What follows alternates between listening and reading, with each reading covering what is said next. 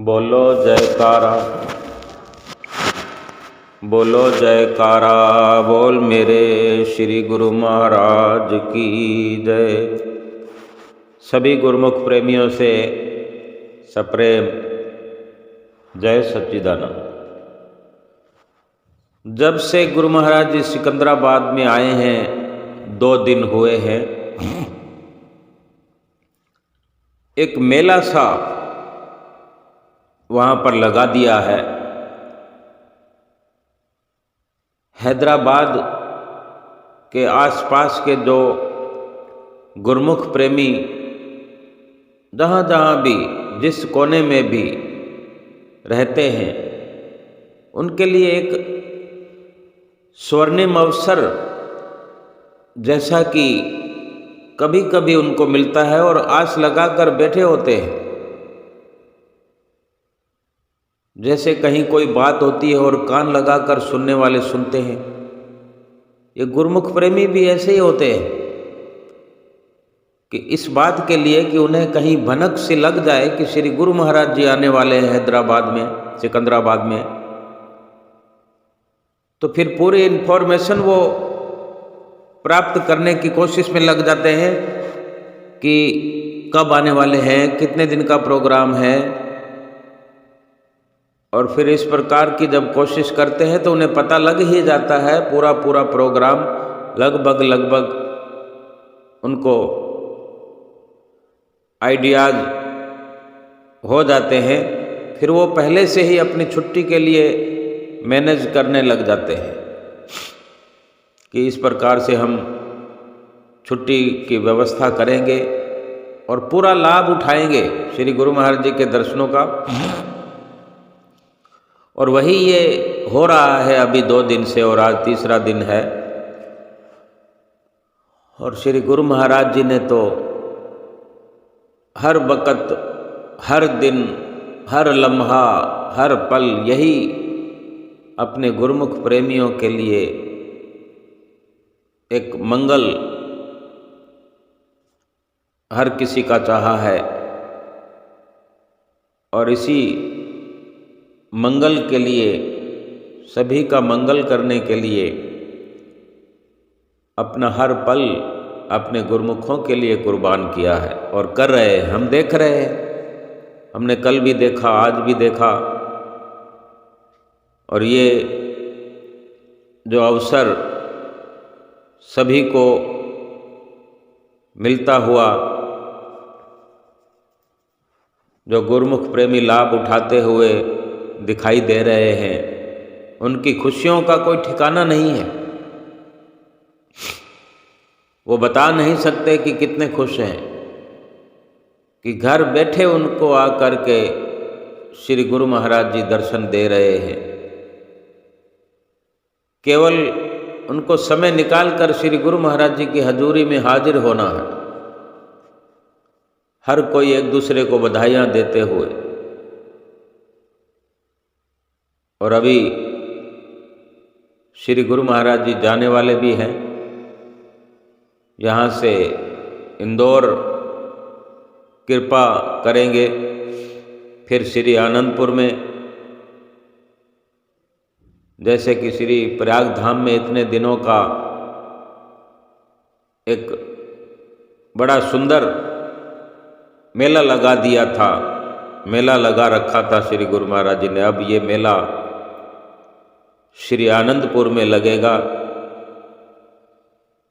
और वहाँ आसपास के गुरुमुख प्रेमी इस मेले में शिरकत करेंगे और पूरा लाभ उठाएंगे।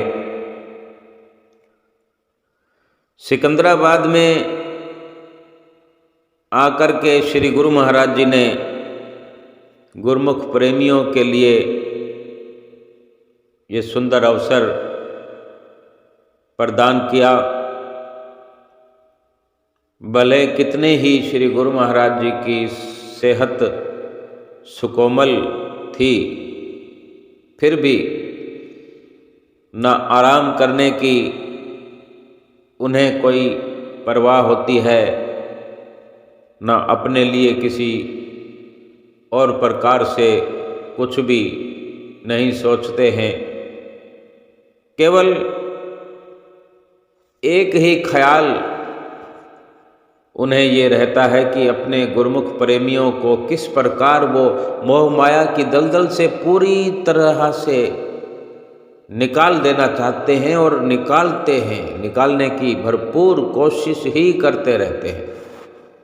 और जो गुरुमुख प्रेमी उनके संपर्क में आकर के पूरा लाभ उठाना चाहते हैं, उनको भरपूर आशीर्वाद श्री गुरु महाराज जी का मिलता है और वो भरपूर लाभ प्राप्त भी करते हैं। और ये कोई सांसारिक लाभ नहीं है, ये भजन भक्ति का,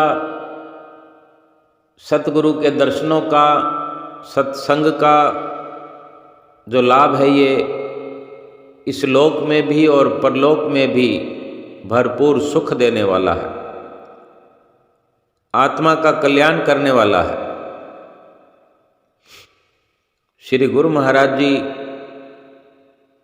पूरा प्रयास कर रहे हैं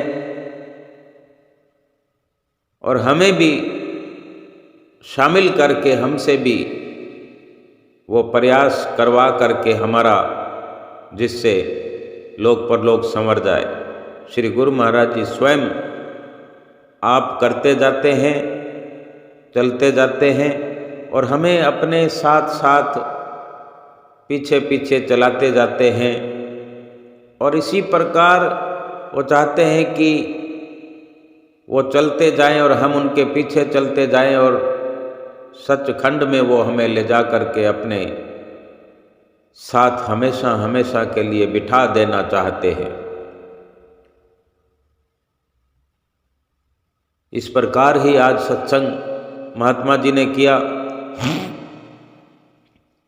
और ये आज का सत्संग इन दिनों का, इन थोड़े लम्हों का महत्वपूर्ण सत्संग है जो गुरुमुख प्रेमी सुन रहे हैं और सुनेंगे कि श्री गुरु महाराज जी हमारे लिए वो व्यवस्था करना चाहते हैं, कर रहे हैं कि हमारी रूह को बार बार जन्म लेकर इस दुनिया में आकर के कष्ट उठाना न पड़े, हमारी आत्मा सुरखरू हो जाए, हमारी आत्मा खुशहाल हो जाए, हमेशा हमेशा के लिए भक्ति भजन करके मालामाल हो जाए। भला कौन करता होगा ऐसा दुनिया में किसी के लिए? ये हमारे श्री परमहंस अवतार श्री हजूर गुरु महाराज जी इस प्रकार कितनी ही हमारे लिए चिंता करते हैं। तो हमारा भी फर्ज बनता है, क्या हम सुनते नहीं हैं? रोज रोज नित्य प्रति हमें ये आगाह करते हैं कि हम भूले से भी कहीं भूल ना जाएं, इसलिए रोज का रोज चिताते हैं कि जो 5 नियमों को बनाया हमारे श्री परमहंस अवतार पंचम पातशाह गुरु महाराज जी ने, उन्होंने अपने समय में खुद अपनी मौज से ये 5 नियम श्री दरबार के बनाए और इन्हीं 5 नियमों की पालना के लिए हमें इन 5 नियमों पर चलाया भी, चलाते रहे। और अब उन्हीं की श्री मौज को शिरोधार्य करके श्री हजूर गुरु महाराज जी हमें उस मौज पर चला रहे हैं, 5 नियमों की पालना करवाने के लिए हमें वचनबद्ध करवा रहे हैं। तो क्या हम दिल से स्वीकार कर पाए हैं कि 5 नियमों की पालना करने से किसको खुशी होगी अगर हम 5 नियमों की पालना करते हैं। ये जो श्री आरती पूजा नित्य की सुबह सवेरे की करनी होती है, ये एक नियम है। श्री आरती पूजा का एक नियम पूरा होता है। दूसरा नियम सेवा का होता है। जब भी मौका मिलता है, जब ऐसे जैसे श्री गुरु महाराज जी आज सिकंदराबाद में हैं, तो यहाँ कोई सेवा के लिए कमी नहीं है। वैसे तो यहाँ पहुँच जाना भी एक सेवा है। यहाँ आकर के बैठक करना, श्री चरणों में बैठना सेवा है। बैठ कर के निमग्न होकर सत्संग सुनना ये भी सेवा है। प्रसाद लेना ये भी सेवा है। उसको खाना ये भी सेवा है। लेकिन सेवा इससे बढ़कर भरपूर और भी है कि जो यहाँ पर हम बैठ कर के सत्संग सुनने का हम कार्यक्रम अपना पूरा करते हैं, दर्शन करने का हम ये नियम पूरा कर रहे हैं। तो दर्शन करने के लिए यहाँ पर इतने गुरुमुख प्रेमी यहाँ आ रहे हैं, आए हैं, उनको बैठने की व्यवस्था करने की सेवा में भी हिस्सा ले सकते हैं। या कहीं और भी ऐसा प्रोग्राम होता है तो वहाँ पहुंचकर भी हम ऐसा किया करें। इस बार नहीं कर पाए तो अगली बार किया करें। यहाँ नहीं तो कहीं और मौका मिलेगा वहाँ किया करें। सेवा का नियम निभाना है ना। जब जब भी अवसर मिलता रहे उस अवसर में हम ढूंढते रहें कि क्या यहाँ पर हमारा ये सेवा का कार्य पूरा हो पाएगा, सेवा कर पाएंगे। तो कहीं ना कहीं से किसी न किसी कोने से आवाज़ आएगी कि ये आपके लिए सेवा का श्री गुरु महाराज जी ने ही भंडार खोल दिया है, आप चाहे जितनी सेवा कर सकते हैं। जो हम यहाँ पर लंगर ग्रहण कर रहे हैं, इसको बनाने की सेवा में भी कहीं हिस्सा लेना चाहें। जहाँ जिस बर्तनों में खा रहे हैं वो भी सेवा कर सकते हैं। बहुत प्रकार की सेवाएं होते हैं। अगर हम सेवा करना चाहें तो खोज करें, और खोज करेंगे तो हमें सब पता चल जाएगा कि यहाँ पर क्या क्या सेवा की जरूरत है, हम कौन कौन सी सेवा कर सकते हैं। बहुत सेवा है। ये इतने गुरुमुख प्रेमी यहाँ आए हुए बैठे हैं, इनके जोड़े हैं, चप्पल जूते, इनकी सेवा करना, सेवा हो रही है, इसको और सुचारू रूप से करना हमारे दिल में भाव है तो हम अपना योगदान दे सकते हैं। सत्संग के पश्चात फिर सेवा का एक दौर चलेगा। रोज तो होता ही है, लेकिन अभी कुछ समय में श्री गुरु महाराज जी यहाँ से प्रस्थान करेंगे। उसके बाद में भी सेवा यहाँ पर बकाया पड़ी रहेगी। तो हम चाहें तो उसको बिल्कुल फिनिश करके जा सकते हैं। वो सबसे बड़ी सेवा एक शुरुआत में जब श्री गुरु महाराज जी आए नहीं होते, और एक लास्ट में जब श्री गुरु महाराज जी प्रस्थान कर जाते हैं। यानी श्री गुरु महाराज जी के आने से पूर्व उन्हीं की दर्शनों की चाहना में, उनके आने की खुशी में, और फिर जब श्री गुरु महाराज जी चले जाएं तो अपने आप को श्री गुरु महाराज जी का अपना समझकर, इस घर का अपना मेंबर समझकर हम उस कार्य को अंजाम तक पहुंचाएं। सारा कुछ सिमटाव करके जाना चाहें तो ये सबसे बड़ी सेवा होगी। और ये न समझें कि श्री गुरु महाराज जी तो अभी है नहीं, हमने दिखाना नहीं है किसी को। और श्री गुरु महाराज जी का भाव अगर मन में आता है तो श्री गुरु महाराज जी तो हमारे भीतर बैठे हुए भी देख रहे हैं कि हम क्या कर रहे हैं। हम तो उनके सूक्ष्म कैमरे में हर वक्त आए हुए हैं। गुरुमुख अपने गुरु महाराज जी के कैमरे में है सदा। सोच समझ कर हम अपना कार्य करें। हमारी दिनचर्या ऐसी होनी चाहिए कि हम हर वक्त सदैव याद रखें कि हम श्री गुरु महाराज जी के कैमरे की निगाह में हैं। फिर हमसे तो पाप होगा नहीं, कोई गलती होगी नहीं, कोई चूक होगी नहीं। अगर हो गई तो क्षमा मांगने से पहले ही माफ़ कर दी जाएगी। क्योंकि हमने जानबूझकर तो हमने ये किया कि हम श्री गुरु महाराज जी की प्रसन्नता प्राप्त करें, सेवा करें, दिल से करें। फिर कोई गलती हो गई तो वो तो भूले से हुई, और भूल तो बख्शने के लिए ही श्री गुरु महाराज जी हमारे साथ में आज हैं। जब से श्री गुरु महाराज जी आए, हमारी भूल बख्शने के लिए ही, क्योंकि हम भूलनहार हैं और वो बख्शनहार हैं। और वास्तव में अगर प्रसन्नता के लिए हम कदम अपना बढ़ाते हैं, प्रसन्नता ही चाहते हैं अपने श्री गुरु महाराज जी की, तो अव्वल तो कोई भूल होगी नहीं, लेकिन उनकी प्रसन्नता प्राप्त करते हुए कोई भूल हो भी जाती है तो माफ़ वो कर चुके होते हैं। हमारी माफ़ी मांगने से पहले ही वो माफ़ कर चुके होते हैं। हमारे समझ में आती है कि हमसे भूल हुई, हम समझ पाते हैं, उससे पहले ही हमें श्री गुरु महाराज जी माफ़ कर देते हैं, क्योंकि वो जान गए होते हैं, वो जान रहे होते हैं, देख रहे होते हैं कि हमारे सेवक हमारी प्रसन्नता के लिए सेवा में लगे हुए, परोपकार में लगे हुए, सब गुरुमुखों का सत्कार करने में लगे हुए। भला हम कैसे उनकी प्रसन्नता से वंचित रह जाएंगे? क्यों नहीं प्रसन्नता मिलेगी हमें? तो हर गुरुमुख का ये कर्तव्य है, हम जब जब भी इस प्रकार से श्री गुरु महाराज जी कृपा करते हैं, हम पूरा प्रयास करें कि आकर के यहाँ प्रबंधकों से पूछें कि हम कुछ सेवा करना चाहते हैं, हमें कोई सेवा लगा दीजिए।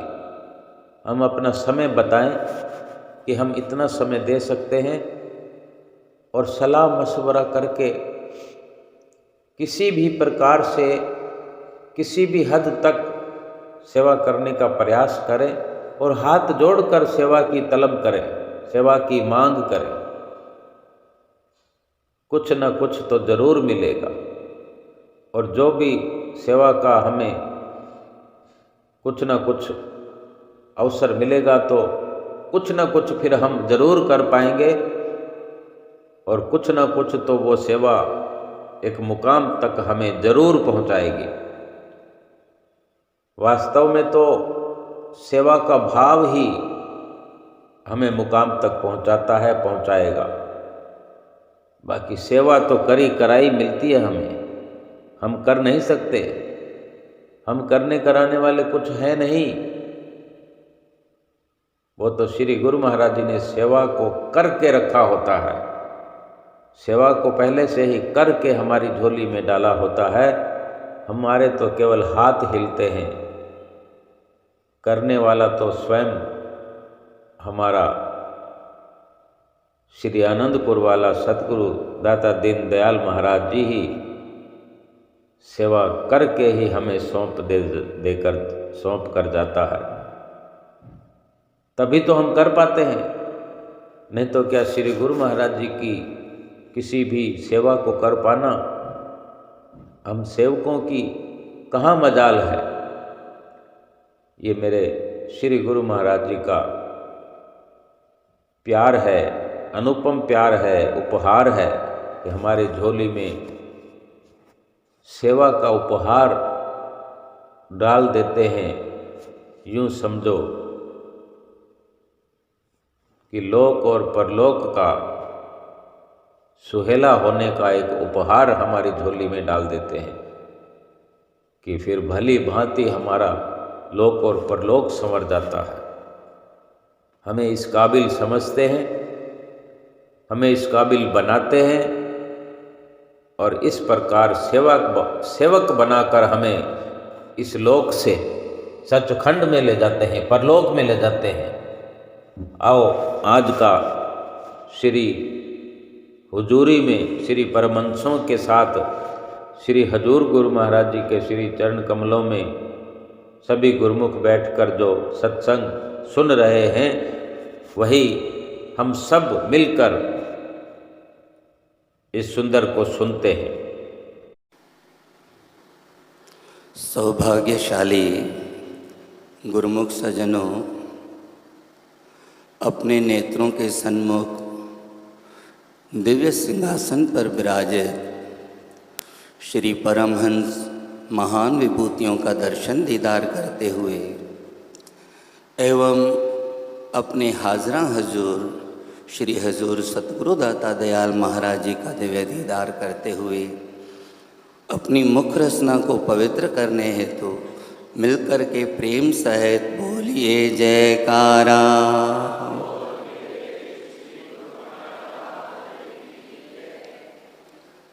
सिकंदराबाद में सतगुरु आए, चहु और छाई बहार है, गदगद हो गई संगत सारी, मुख से बोले जय जयकार है।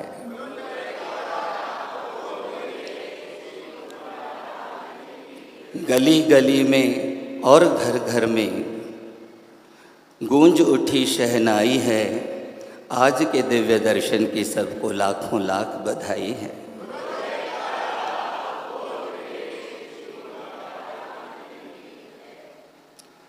सौभाग्यशाली गुरुमुखों, ये वास्तव में हम सभी गुरुमुखों का स्वर्णिम सौभाग्य है, परम सौभाग्य है, जो हमें वक़्त के महापुरुषों की पावन चरण शरण हासिल हुई है। वो भी श्री परमहंस दयाल महाराज जी ने स्वयं हमें चुन चुनकर अपनी चरण शरण में लगाया है और निरंतर हमें उस भक्ति पथ पर चलने के लिए साधन बनाकर दे रहे हैं। खुद आगे आगे आदर्श बनकर चलते हुए हमें अपने पीछे पीछे आने का संकेत करते हुए हमें भी अपने साथ अपने धुर दरगाह में सचखंड में ले जाने के लिए सारी रचना रचाई है। और आज हमारे श्री हजूर सतगुरु दाता दयाल जी महाराज हम सब पर अपनी रहमतों की बारिश बरसाने के लिए स्वयं यहाँ पर साक्षात विराजमान हैं।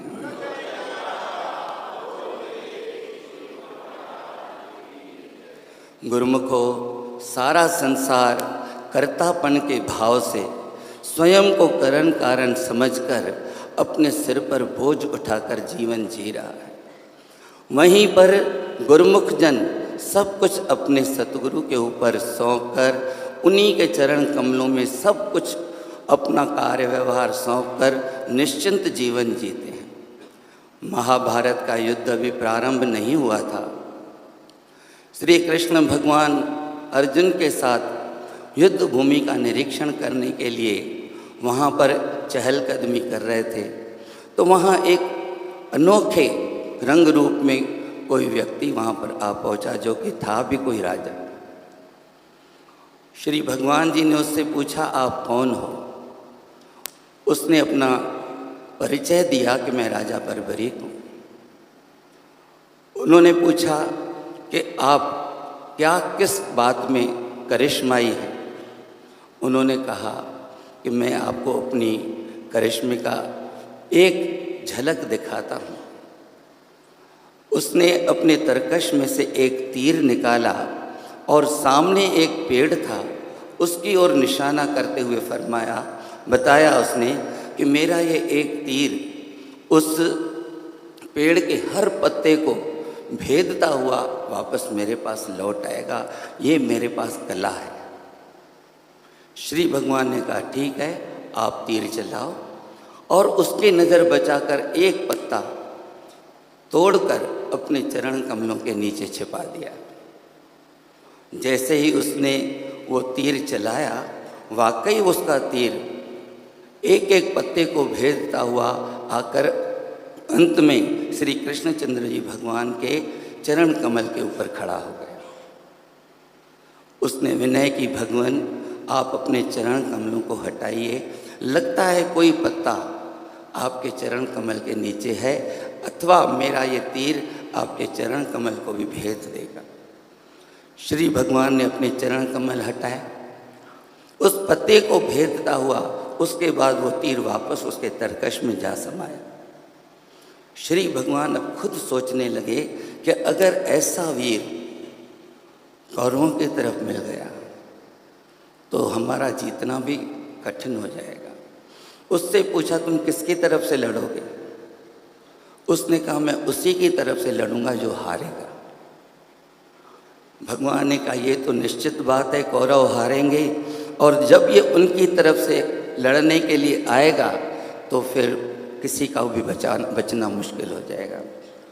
अब बात कैसे बनाई जाए? श्री भगवान ने उससे पूछा, हे वीर, तुम इतने वीर हो तो साथ साथ में दानी भी तो होंगे। उसने कहा क्यों नहीं, बेशक मैं दान पुण्य में भी सबसे आगे हूँ। उसने कहा हम अगर तुमसे कुछ मांगें तो दोगे? उसने कहा जो बोलोगे मैं आपके चरण कमलों में पेश करूँगा। अब श्री भगवान ने उससे क्या मांगा? उससे मांगा हमें तुम्हारा सिर चाहिए, तुम्हारा मस्तक चाहिए। थोड़ा सा मायूस हुआ। श्री भगवान ने पूछा क्यों, डर गए क्या? बोले नहीं, मैं डरा नहीं हूँ, देने में मुझे 2 सेकंड भी नहीं लगेंगे, परंतु मैं तो इस युद्ध को देखने की अभिलाषा लेकर आया था। अगर मैंने मस्तक अपना आपके चरण कमलों में भेंट कर दिया तो मैं ये युद्ध देख नहीं पाऊंगा। श्री भगवान जी ने फरमाया वो व्यवस्था हम कर देते हैं, आप पूरा युद्ध देखोगे। बोले फिर कोई देर नहीं। उसने अपने हाथों से अपना मस्तक काटकर श्री चरणों में समर्पित कर दिया। श्री भगवान ने उस मस्तक को एक थाल में रखवा कर बहुत ऊंचाई पर उसे रखवा दिया। वाकई जब युद्ध चला, जब युद्ध समाप्त हुआ तो अर्जुन के मन में कुछ अहंकार पैदा हुआ कि मैंने इतने वीरों को मारा है, मेरी वजह से ही हम ये युद्ध जीत पाए हैं। श्री भगवान के पास आकर उसने कुछ अपनी महिमा के शब्द कहे। श्री भगवान ने उसी क्षण किसी को कहा कि वो जो हम राजा बर्बरीक का सिर मस्तक उस थाल में ऊपर रखे हुए थे वो ले आओ। वो जब आया, श्री भगवान ने उससे पूछा सब युद्ध देखा? आवाज़ आई जी स्वामी जी मैंने पूरा युद्ध देखा।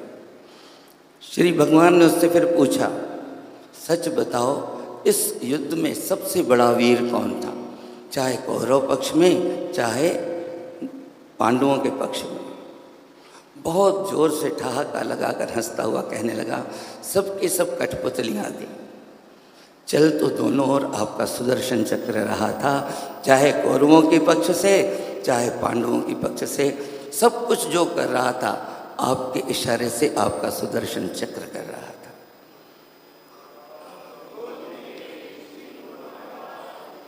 उसी प्रकार गुरुमुखों हर कार्य हमारे श्री परमहंस दयाल जी महाराज सबके कर रहे हैं। ये तो हम तुच्छ बुद्धि के वश अहंकार करके समझते हैं कि मैं ऐसा कर रहा हूँ, मैं ऐसा कर रहा हूँ, पर करन करावन हार श्री सतगुरु दाता दयाल जी हैं।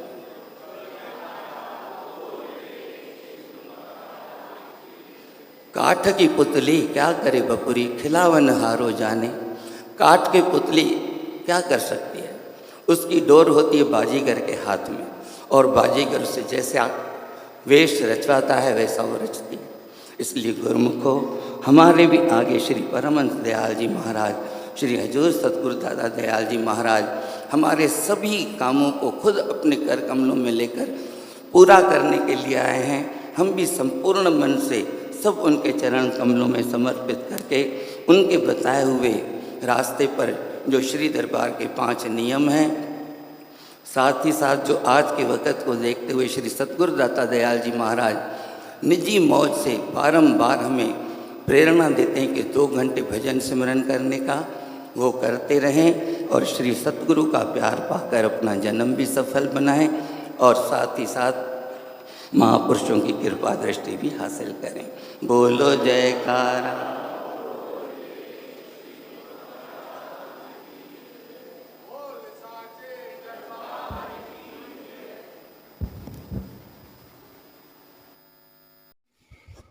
सभी ने, गुरुमुख प्रेमियों ने मन को मस्त करने वाला, मन को मोहने वाला सत्संग श्रवण किया। किस प्रकार सिकंदराबाद की धराधाम पर श्री हजूर गुरु महाराज जी ने कृपा फरमाई। चारों ओर से शुक्रानों के गीत गाए जा रहे। श्री गुरु महाराज जी का हर जुबान यहाँ शुक्राना गा रही है। सत्संग में सच्ची सच्ची बातें सबने सुनी कि आम इंसान ये सोचता है इस संसार में जीते हुए, जीवन को व्यतीत करते हुए, यानी सोचता है कि मैं ही सब कुछ करनहार हूँ। देखते नहीं है जहाँ 2 लोग 4 लोग बैठ जाते हैं तो अपनी अपनी करनी का किस प्रकार से चिट्ठा खोलकर पेश करते हैं एक दूसरे के आगे कि मैंने ये किया, मैंने वो किया। बड़े बड़े बखान, बड़ी महिमा अपनी गायन करते हैं। और एक गुरुमुख है जो इस प्रकार मैंने किया, मैं करता हूँ,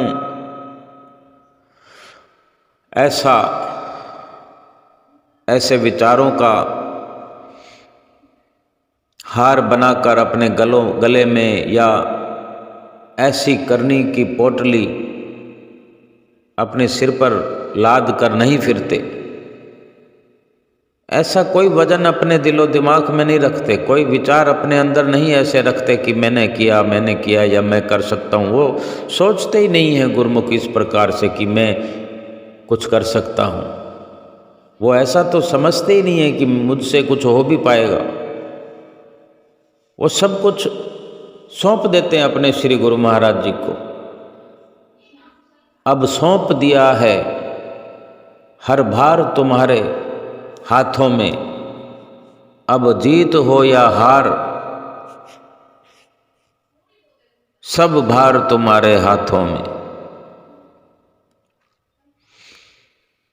वो हर वक्त खुशी खुशी अपना जीवन व्यतीत करते हैं, क्योंकि वो अपना सारा कार्य व्यवहार सतगुरु को सौंप करके जीवन को बड़े मज़े से जीते हैं। और उन्हें क्या करना है, वो सतगुरु के इशारे पर चलते हैं कि जो सतगुरु भक्ति और भजन के बारे में हिदायत करते हैं, जो नियम समझाते हैं, उन नियमों की पालना में रहते हैं। और उनके जो खुद के निजी तौर पर काम होते हैं, उनकी सब बागडोर अपने सतगुरु के चरणों में जोड़ देते हैं, उनको सौंप देते हैं कि हमसे नहीं होते।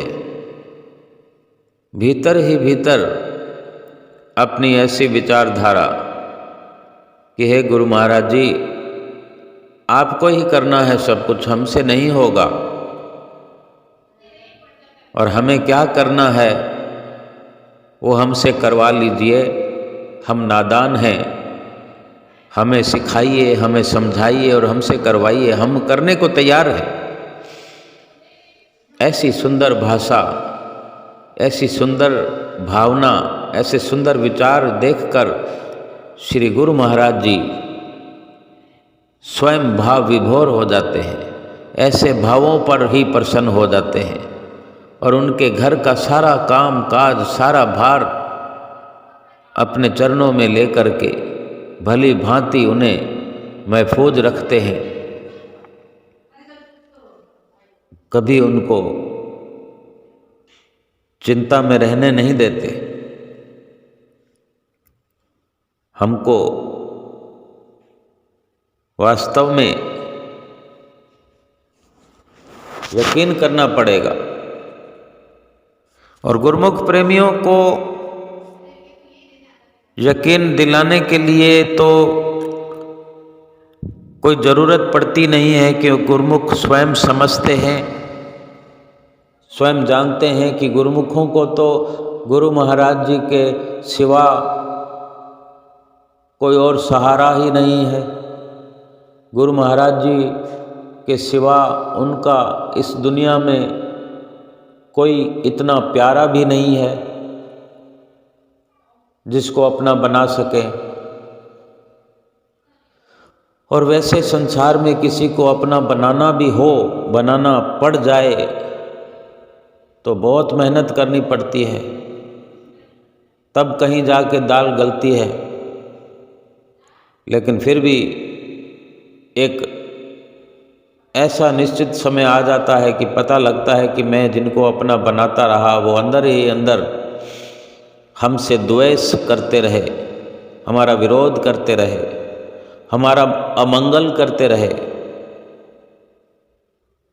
और अगर ऐसा न भी हुआ हो तो कहीं ना कहीं ये तो फिर बात उभर कर आती ही है कि जिनको हम अपना बनाने की चेष्टा में लगे रहे वो केवल मतलब परस्ती के ही हमारे मित्र थे, मतलब के ही हमारे अपने बने रहे, मतलब के लिए ही हमसे रिश्ता निभाते रहे।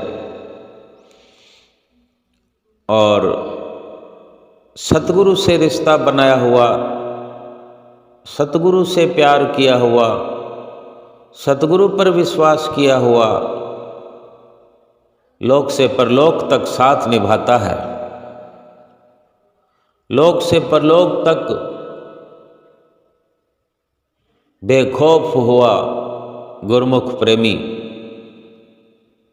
आगे बढ़ता चला जाता है, भक्ति परमार्थ के ऊंचे से ऊंचे सोपान पार करते हुए सर्वोच्च ऊंचे शिखर पर पहुंच जाता है। ये श्री गुरु महाराज जी का अनुपम प्यार है अपने गुरुमुखों पर, अपने सेवकों पर, जो कि गुरुमुख प्रेमी फूले नहीं समाते, अपने सतगुरु के प्यार में हर पल को जिए जाते हैं, हर पल को, हर घड़ी को बड़ी आसानी से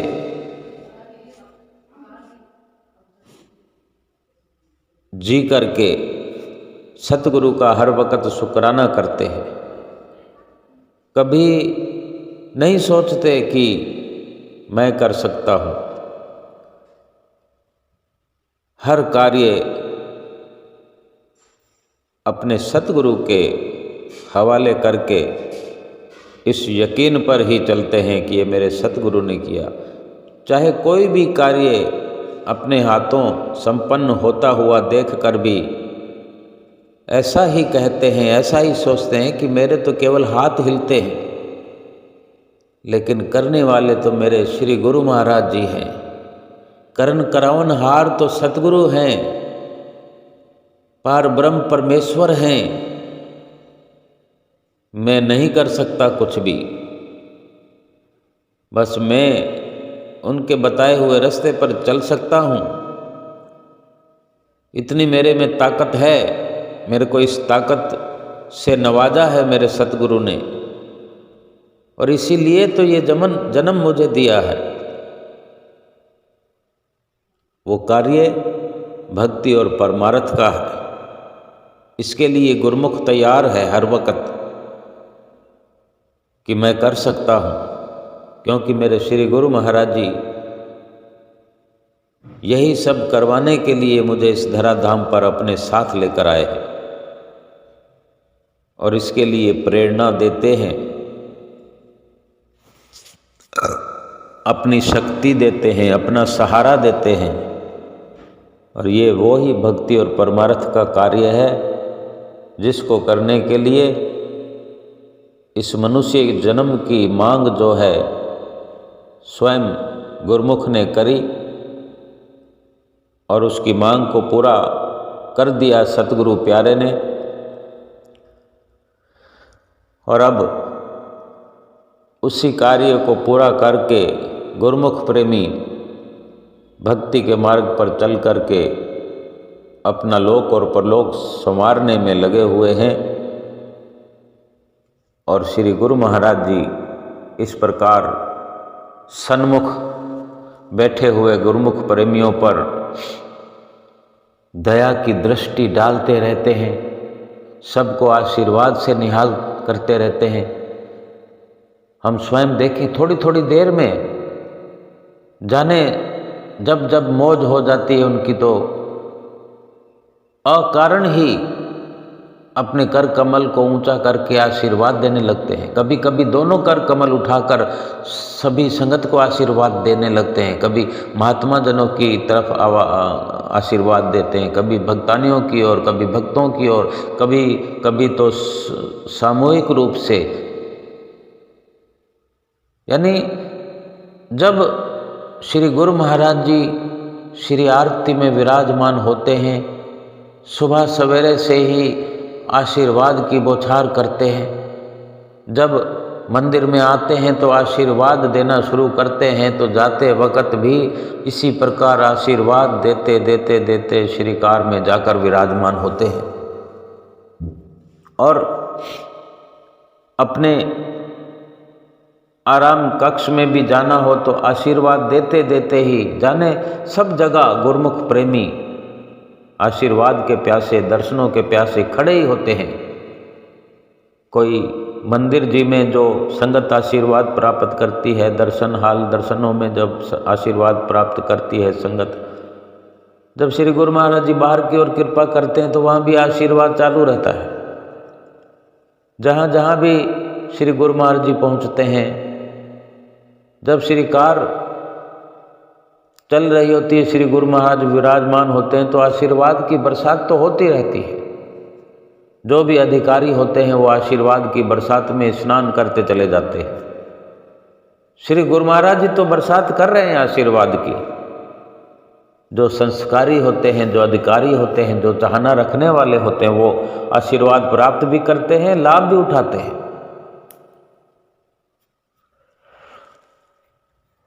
और यही हमारे महापुरुष चाहते हैं।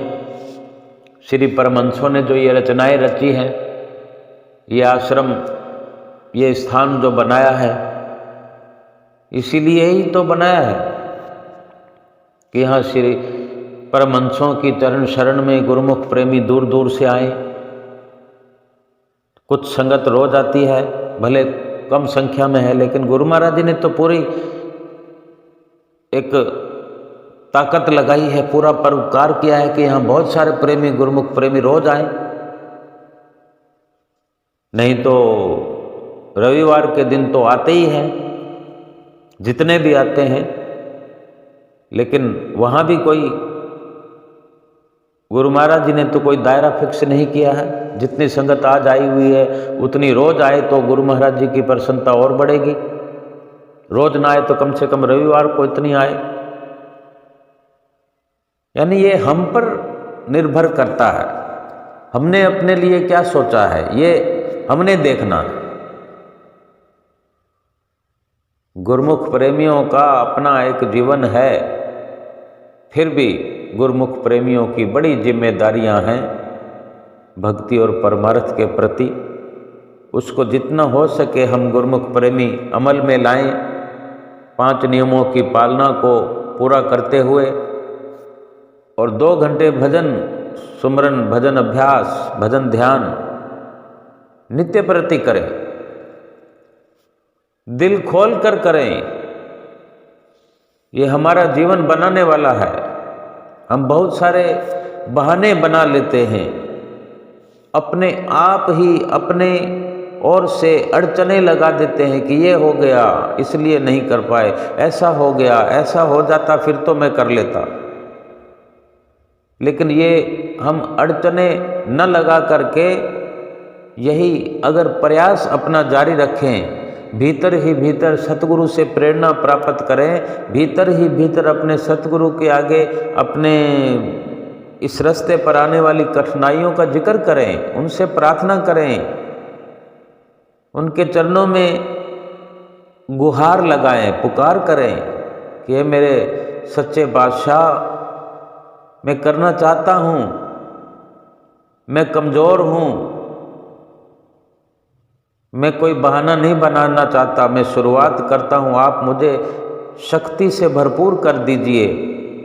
मेरी कुछ अड़चने हैं, आप आशीर्वाद कीजिए, मुझे उन अड़चनों को मिटाने के लिए थोड़ी सी शक्ति प्रदान कर दीजिए। आप सब कुछ करने कराने वाले हैं और आप ही करने वाले हैं। मैं बखूबी प्रयास कर रहा हूँ और अमल में लाऊंगा और 5 नियमों की पालना अवश्य करके और 2 घंटे भजन अभ्यास करके मैं आपकी प्रसन्नता को पा लेना चाहता हूँ। ये फरियाद, ये पुकार, ये विनती करें भी सही और अमल में लाएं उनके वचनों को। श्री गुरु महाराज जी कितना प्रयास हमारे लिए कर रहे हैं, कितने प्यारे सुंदर वचन फरमाते हैं हमारे लिए, किस प्रकार हमारा हाल पूछते हैं। उस वक्त कैसा लगता है कि ये हमारे कौन है, हमारा रिश्ता तो कुछ भी नहीं है। कोई जरूरी है कि खून का रिश्ता हो, ब्लड रिलेशन हो, लेकिन ये तो आत्मिक संबंध है, इससे ऊपर कोई संबंध नहीं होता इस दुनिया के अंदर। और ब्लड रिलेशन, खून का रिश्ता जो होता है, उसका क्या हश्र इस रिश्ते का हो रहा है, हम आंखों से देख रहे हैं। चाहे कितना ही दूर का रिश्ता हो, खून का या नज़दीक का हो, उसकी हकीकत को कम से कम गुरुमुख तो समझ ही रहे हैं। नहीं भी समझ रहे हैं तो समझने का प्रयास करें। अगर खून के रिश्ते को अच्छी तरह से समझने का प्रयास करेंगे तो सतगुरु का रिश्ता बहुत जल्दी समझ में आ जाएगा और फिर हर गुरुमुख सतगुरु के वचनों पर अमल कमाएगा, 2 घंटे भजन सुमरन अवश्य करेगा और अपने सतगुरु की प्रसन्नता प्राप्त करेगा और जिससे लोक और परलोक दोनों संवर जाएगा। बोलो जयकारा बोल मेरे श्री गुरु महाराज की जय।